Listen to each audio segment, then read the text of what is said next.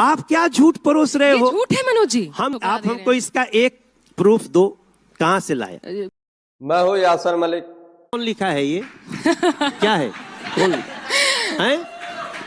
क्या है ये खबर? न्यूज 18 नेटवर्क है, क्या है ये? पढ़ लीजिए ना, हिंदी में ही लिखा है। और आप देख रहे हैं अपना YouTube चैनल YS3 न्यूज। अब रिंकिया के पापा कहलाना पसंद करते हैं कि नहीं?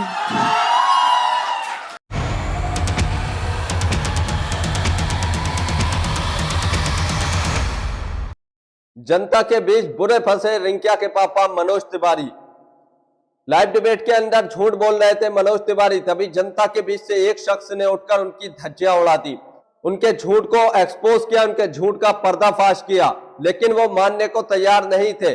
क्या ऐसी बात थी और किस बात पर इतनी बहस छिड़ गई और किस बात पर जनता के बीच से एक स्टूडेंट उठकर आया और उनको समझाने लगा और उनको सबूत दिखाने लगा कि ये बात देखिए, ये बात बिल्कुल सच है, लेकिन रिंकिया के पापा मानने को तैयार नहीं थे। और साथ ही साथ न्यूज 24 की एंकर जो कि वो बात बता रही थी उनको झूठा साबित कर रहे थे रिंकिया के पापा। उसके बाद उनकी और पकिया उधेड़ी गई है, जनता ने भी उनको सबक सिखाया और साथ ही साथ वहां की एंकर उन्होंने भी उनको जो है सबक सिखाया। आप लोग पूरी डिबेट देखकर जाइए।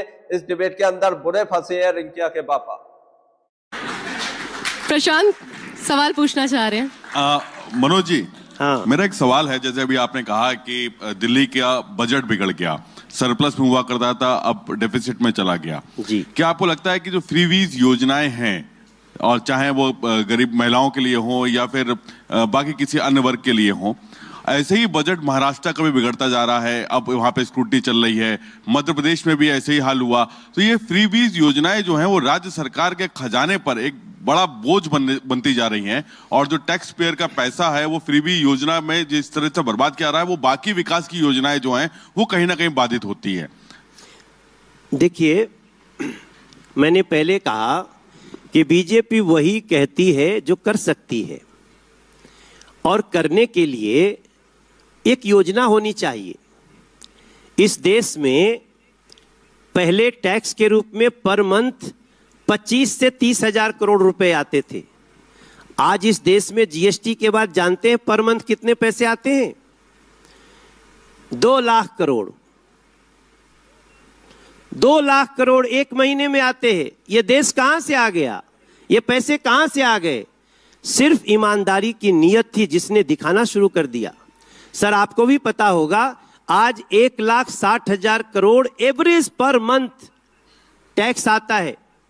हम उसका सदुपयोग कर रहे हैं, किसानों को समृद्ध कर रहे हैं। और हमने देखिए, जिन गरीबों का 1 लाख 2 लाख रुपए के लिए भारी कर्ज में डूब जाते थे, उनके लिए अगर सरकार नहीं व्यवस्था करेगी तो किसके लिए करेगी? हमारा उद्देश्य यह है कि प्लानिंग से सब हो सकता है। आज हमारी जीडीपी दुनिया में सबसे तेज बढ़ रही है। हमारे इन फ्री जो कार्यक्रम हैं उनके बावजूद हम कभी ये नहीं कहते कि आप फ्री किसी को मत दो। If you can please provide. अगर आप कर सकते हो तो करो। और ये जो लोग महाराष्ट्र की बात कर रहे हैं, सरासर झूठ फैला रहे हैं। महाराष्ट्र में पूरी अच्छी तरह से सरकार समृद्धि के साथ चल रही है, और वैसे ही हरियाणा में चल रही है। राजस्थान की बातों को भ्रमित करने की कोशिश की जा रही है। हमने जो नियम बनाया, दुनिया की कोई ताकत हमारे नियम से चीजों को देने में रोक नहीं सकती। अच्छा, एक आरोप लगता है मनोज जी कि 2 लाख करोड़ आप कमाई बता रहे हैं, 200 लाख करोड़ का कर्जा आपने लिया हुआ है केंद्र सरकार ने।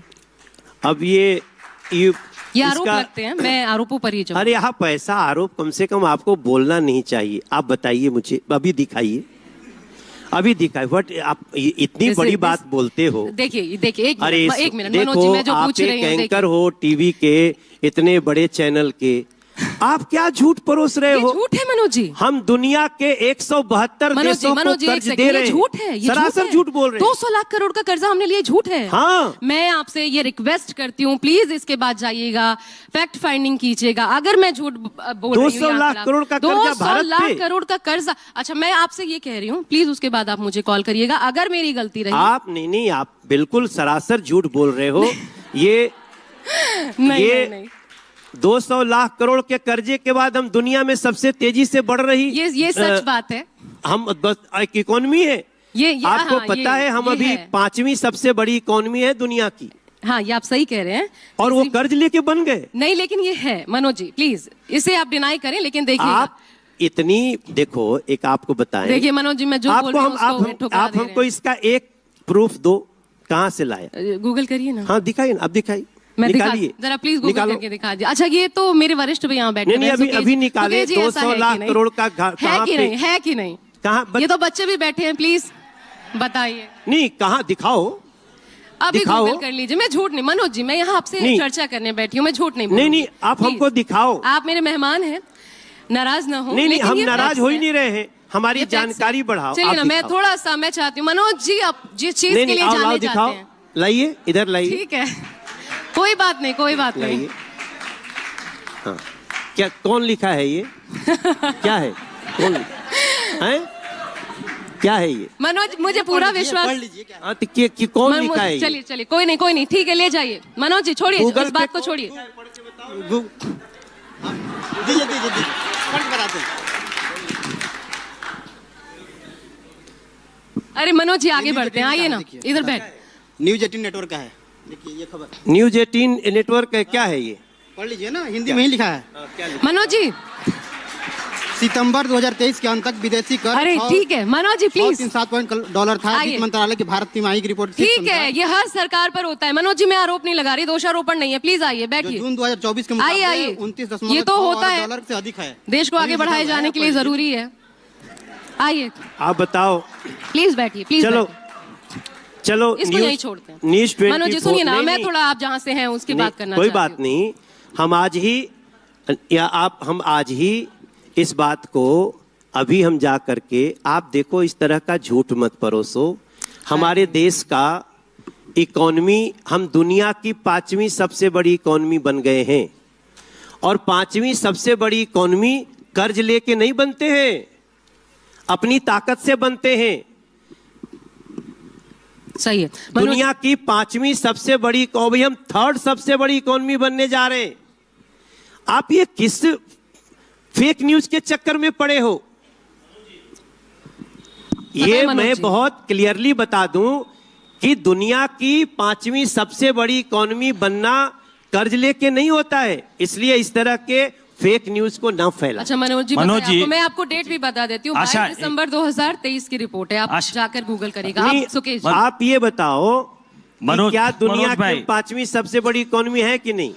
I agree. और तो हम वो कर्ज लेके बनेगा। चलिए, मनोज जी, सुकेश जी, हम देश की 5वीं दुनिया की 5वीं अर्थव्यवस्था है। हमारा अगला एम 3rd लार्जेस्ट इकोनॉमी बनने का है वर्ल्ड में, ये भी सही है, लेकिन सरकारें कर्ज में होती हैं। मनमोहन सिंह की सरकार भी कर्ज में थी, कर्ज बढ़ा है भारत सरकार पे, ये भी सच है।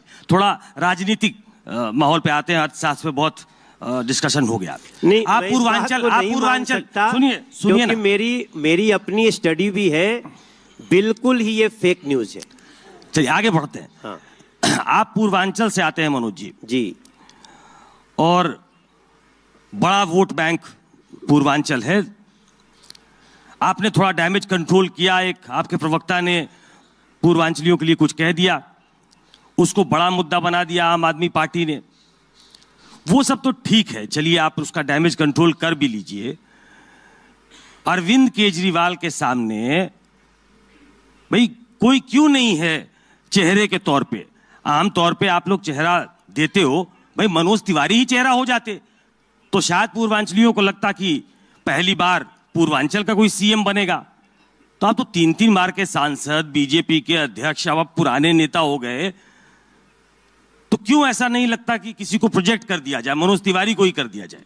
आपके सवाल, वीडियो को पूरा जरूर देख कर जाइए, अभी आगे और धज्जियां उड़ने वाली है और मजाक बनने वाली है रिंकिया के पापा की, क्योंकि इन्हें कुछ आता जाता है नहीं डिबेट में, जैसा आपने देखा। अभी पूरी डिबेट बोलने देखिए। का आजकल फैशन हो गया।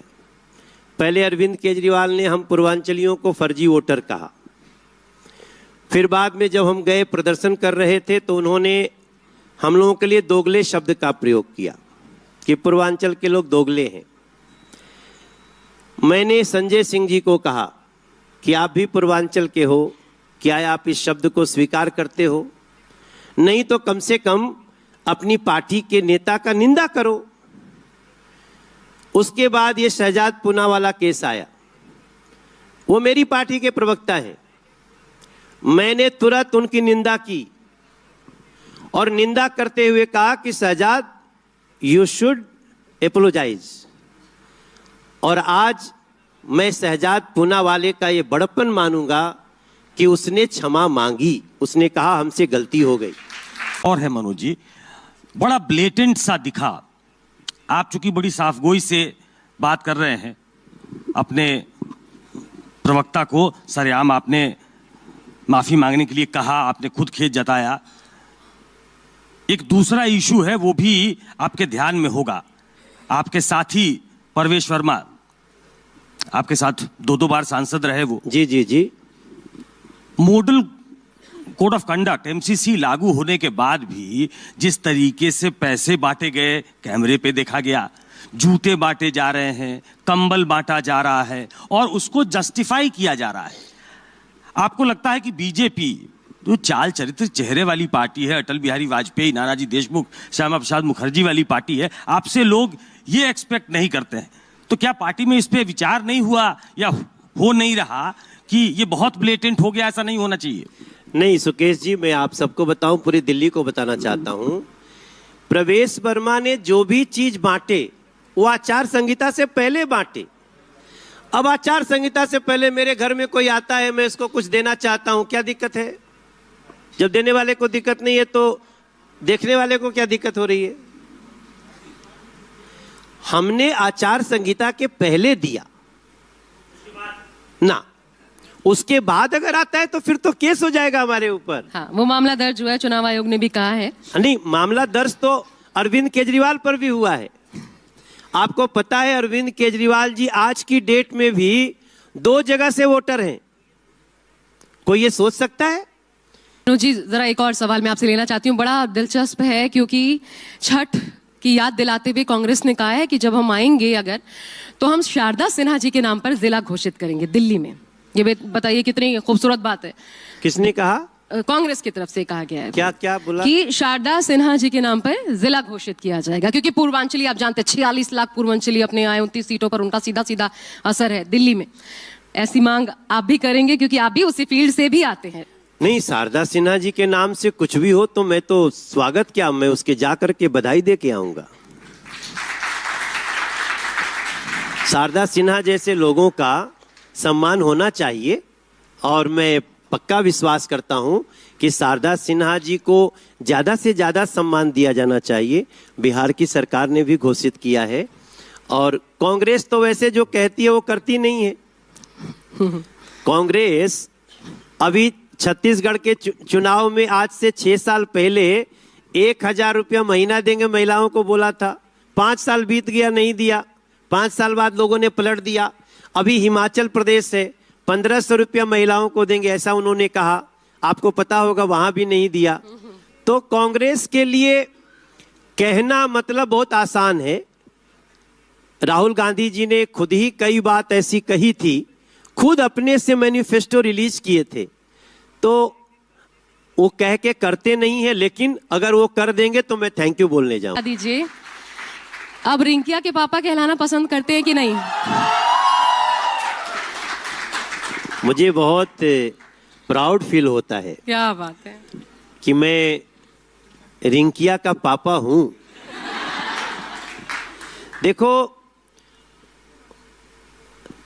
ये बहुत अच्छी बात है, बेटी का पिता होना बड़े भाग्य की बात है। और पता नहीं क्यों आम आदमी पार्टी वालों ने इस भाव का बहुत मजाक उड़ाया है। हंस दे ले रिंकिया के पापा, अगर बेटी का पिता हंसता है तो तुमको तकलीफ होती है अरविंद केजरीवाल? वरना कोई रिंकिया के पापा का उपहास उड़ाए, कमाल है। मैं क्या कहता हूं कि कहे घर में पहनूंगी मैं लूज पैजामा, सूट सलवार चोली का नहीं जमाना। अगर हमारी बिटिया प्लाजो पहनती है तो बड़ी अच्छी बात है। बहू ने प्लाजो पहन लिया तो घर हिलने लगा। ये फर्क क्यों भाई? बहू बेटी को एक समान मानो। हमारा कोई भी गीत जो होता है ना, बहुत दूर तक सोच के लिखता हूं मैं, थोड़ा तक नहीं लिखा। हमारा जो लेटेस्ट सॉन्ग है, अरे हमरा बुझाता बबुआ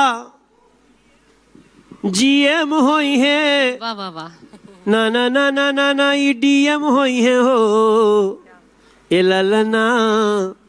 ललना हिंद के सितारा ई तसीएम होई है, ओ से ऊपर पीएम होई है हो।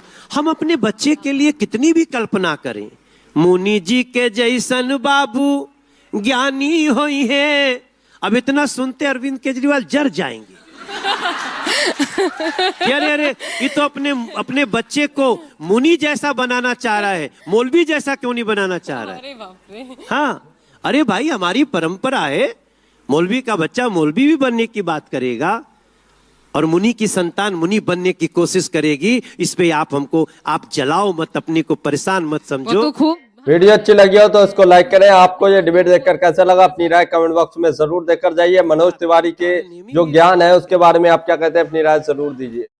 तो दोस्तों, आप लोगों ने पूरी डिबेट देखी, आप लोगों को ये डिबेट देखकर कैसा लगा अपनी राय इस पर जरूर देकर जाइए। और आप लोगों ने देखा होगा जब एंकर ने उनसे जब कहा कि 200 लाख करोड़ का कर्जा भारत सरकार के ऊपर है, तो बीजेपी के सांसद यानी रिंकिया के पापा मनोज तिवारी मानने को तैयार नहीं थे और वो इस खबर को झूठा बता रहे थे और झूठ फैलाने वाला उनको बता दिया। तभी जनता के बीच से एक शख्स उठकर आया, उसने न्यूज 18 इंडिया की रिपोर्ट पढ़कर सुनाई, उसको भी मानने को तैयार नहीं थे। और ये कभी भी मानने को तैयार नहीं है मनोज तिवारी के भारत सरकार पर 200 लाख करोड़ का कर्ज है। आप लोग इस डिबेट के बारे में क्या कहते हैं और क्या यह खबर सच्ची है? आप लोग अपनी राय जरूर देकर जाइए। और जो मनोज तिवारी ने इस डिबेट के अंदर बातें कही है उससे आप कितना सहमत है उस पर भी जरूर बता कर जाइए। और दिल्ली में जो इलेक्शन होने वाला है उस पर कौन सी पार्टी जीतने वाली है उसके बारे में भी जरूर बताइए। अगर आप भी गोदी मीडिया का विरोध करते हैं तो हमारे चैनल YS3 न्यूज को अभी सब्सक्राइब कीजिए। वीडियो अच्छी लगी हो तो इसको लाइक जरूर करके जाइए।